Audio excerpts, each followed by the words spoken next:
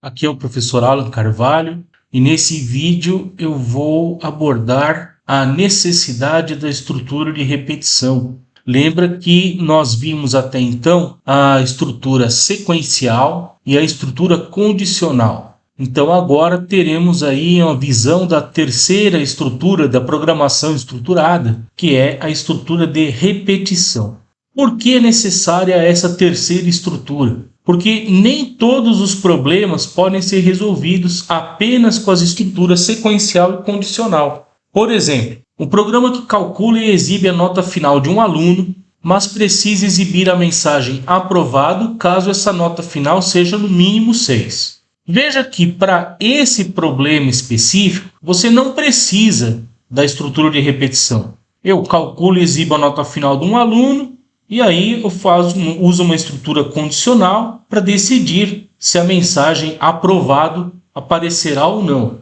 Então você tem um exemplo aqui de um algoritmo escrito no pseudocódigo que faz justamente isso. Ele pede para o usuário que digite as notas, nota 1 e nota 2, em seguida calcula a média, faz exibir a média, e aí se a média for maior ou igual a 6, faz aparecer a palavra aprovado. Até aí eu não precisei da estrutura de repetição. Só com a estrutura sequencial e com a estrutura condicional consigo resolver tranquilamente esse problema. Agora, e se essa rotina, solicitar as duas notas, calcular a média, exibir e depois exibir a mensagem aprovado, e se essa rotina tivesse que ser feita para todos os alunos de uma turma? 30, 40 alunos, ou para todos os alunos da instituição, de uma faculdade. Como é que seria isso? O que você ia fazer? Você ia repetir o código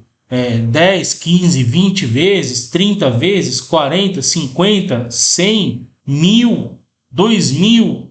A gente não tem condição de fazer dessa forma. Se você tiver de repetir o código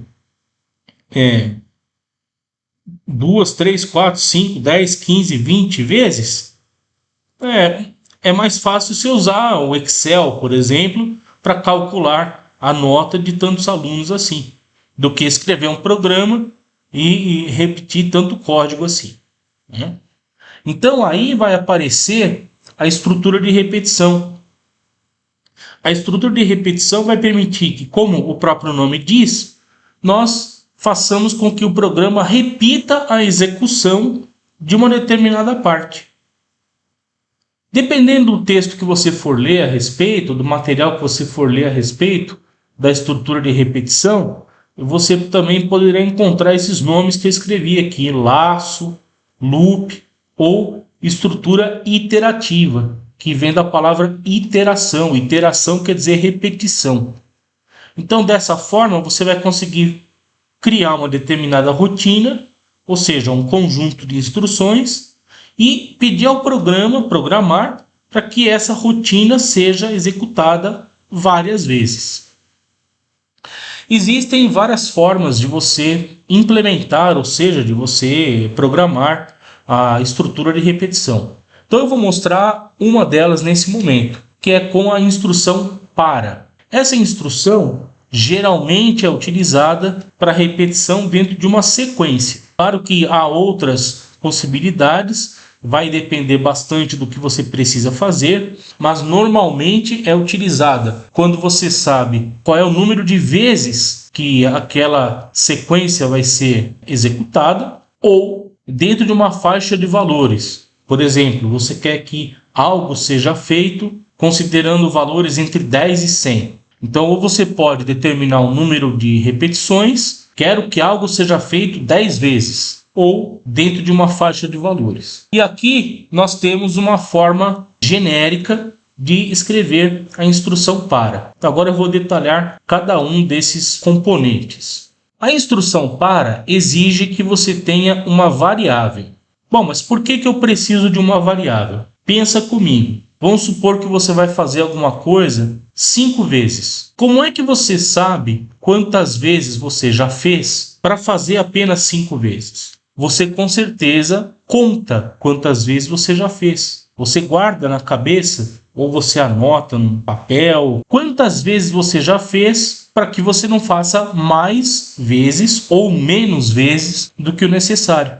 Então, para você contar quantas vezes você já fez, você vai criar uma variável. Essa variável terá um valor inicial, então você vai definir o valor inicial dessa variável. Pode ser 1, pode ser 0, pode ser 10, depende da situação, depende do que você precisa programar. E ela tem um valor final. Esse valor final também vai depender da situação, vai depender daquilo que você precisa programar. O que acontece? Quando você conta quantas vezes você está fazendo alguma coisa, vamos supor, eu preciso bater na mesa 5 vezes. Então, quando você bate a primeira vez, você conta 1, segunda vez 2, a terceira vez 3, aí a quarta vez 4 e aí a quinta vez 5.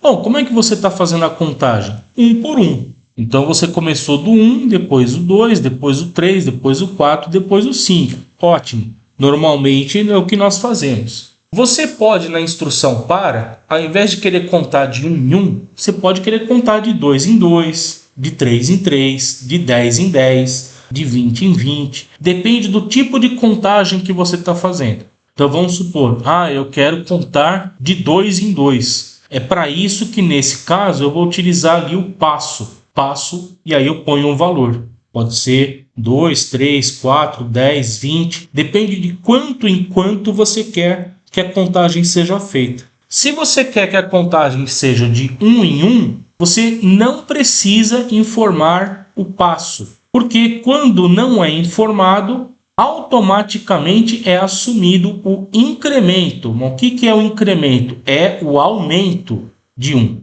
Ou seja, a variável que você vai utilizar para contar quantas vezes aquela determinada instrução ou instruções são executadas, ela vai ter um valor inicial e ela vai aumentando de 1 em 1 até chegar no valor final, ou de 2 em 2, ou de 3 em 3 e assim por diante. Então, com isso, nós temos a visão geral da instrução para, que nos permite, então, repetir uma determinada sequência de instruções, definindo ali o número de vezes e assim por diante. Então, vamos ver um pequeno exemplo agora. O algoritmo a seguir repetirá 5 vezes a sequência de obter as notas, calcular a média, exibir a média e exibir a mensagem aprovado se a média for pelo menos 6. Ou seja, aquele algoritmo que eu mostrei como exemplo, que não necessitava da estrutura de repetição, agora, utilizando a estrutura de repetição, fará com que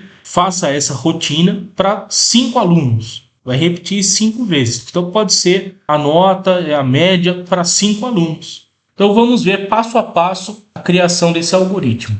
Aqui eu tenho um pedacinho dele. Observe que, se você comparar esse algoritmo com o que eu te mostrei de exemplo no começo do vídeo, tem uma variável nova, que é a variável i. A variável i é necessária porque ela será o contador nessa estrutura. Quando você vai fazer alguma coisa repetidamente, você conta quantas vezes fez. E a forma que nós temos para contar é utilizando uma variável. Só uma curiosidade aqui, geralmente programadores utilizam a variável i, variável j como contadores. É uma convenção, alguém utilizou isso em algum momento, utilizou esses nomes em algum momento, outros programadores acabaram achando interessante e ficou dessa forma. Então, a variável i será a nossa contadora ou contador nessa estrutura que criaremos. Por enquanto eu não tenho a estrutura criada aqui, eu apenas coloquei ali no começo, escreva cálculo da média, que é o que vai aparecer quando o programa for executado,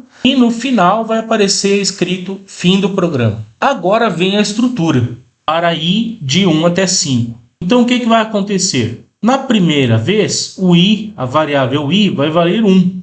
E aí vai executar as instruções todas que tiverem de ser executadas, que por enquanto eu não escrevi. Essa linha em branco aí entre a linha do para e a linha do fim para. Então nesse meio, nesse espaço que está essa linha em branco, depois eu vou escrever todas as instruções que precisam ser repetidas. Depois que essas instruções todas forem executadas, vai haver o loop, ou seja, lá da linha fim para, a execução, o fluxo da execução volta para a linha da instrução para. E aí vai ocorrer o incremento, lembra? O aumento do valor da variável. Qual variável? Variável i. A variável que está sendo utilizada para contar quantas vezes eu estou repetindo aquelas operações. Então, se a variável i valia 1, agora ela passa a valer 2. Por quê? Porque não tem aqui o passo. Não está definido o incremento. Qual que é o valor do incremento da variável? Como não está definido, foi omitido, assume-se que é um incremento de 1. Então, aí a variável i passará a valer 2, né, o seu valor 2, e aí executa novamente as instruções. Por quê? Porque ainda não ultrapassou o limite. Qual que é o limite? 5. Aí executou as instruções todas pela segunda vez. Vai chegar na linha do fim para, vai voltar para o para, faz o loop, como a gente diz. Novamente, incrementa a variável. A variável i tinha o valor 2, passa a ser 3. Executa de novo, chega na instrução fim para, volta para o para, incrementa a variável, vai passar a valer 4 e assim por diante. O que vai acontecer num determinado momento? Ele fez uma vez, 2, 3, 4, 5. A hora que for fazer o loop, acabou de executar a quinta vez. A hora que for fazer o loop, a variável i vai ser incrementada, vai virar 6. O valor vai ser 6. A hora que o valor vai ser 6, a hora que ele for 6, ultrapassou o limite. Ultrapassou o limite, acabou a repetição. Aí vai pular para aquela linha onde está escreva fim do programa. Aí vai aparecer fim do programa na tela e acabou o programa. Acabou a execução do programa. E aí nós temos a configuração final do algoritmo. Observe que eu coloquei leia nota 1, nota 2, cálculo da média, exibe a média, e aí você tem aquela estruturazinha condicional, se média maior ou igual a 6, escreva aprovado e pronto. Ou seja, esse pedaço aqui que eu destaquei, ou esse bloco de instruções, será executado 5 vezes, conforme o valor da variável i inicia em 1 e vai até 5, sendo incrementado em 1 a cada ciclo. Por que incrementado em 1? Novamente, não tem aqui na instrução para a palavra passo. Dessa forma, eu não estou determinando qual é o valor de incremento. Portanto, será 1. Então, a variável i começa com o número 1, valor 1, executa todas essas instruções, lê a nota, calcula a média, exibe a mensagem, aí volta para e i vale 2. Executa as instruções de novo, faz o loop e o i vale 3. Executa de novo, faz o loop e o i vale 4. E assim por diante. A hora que terminar a quinta repetição, ele vai fazer o loop e a variável i vai passar a valer 6. A hora que acontecer isso, a gente diz que estourou o limite, ultrapassou o limite, e aí você tem a execução pulando a última linha ali, escreva fim do programa. Então vai aparecer lá fim do programa e depois é o fim mesmo. Então, com essa estrutura, nesse primeiro exemplo, nós vimos como é possível fazer com que algo seja executado 5 vezes, para ir de 1 até 5. E como o incremento é de 1, então, realmente, se você contar quantos números tem entre 1 e 5, 1, 2, 3, 4, 5, são 5 números, se você contar de 1 em 1. Se você mandasse contar de 2 em 2, é claro que daria uma quantidade menor. Mas contando de 1 em 1, começando em 1 e indo até 5, você vai ter 5 números, ou seja, 5 repetições. Então eu creio que para esse primeiro momento a explicação seja essa. Um abraço, até a próxima.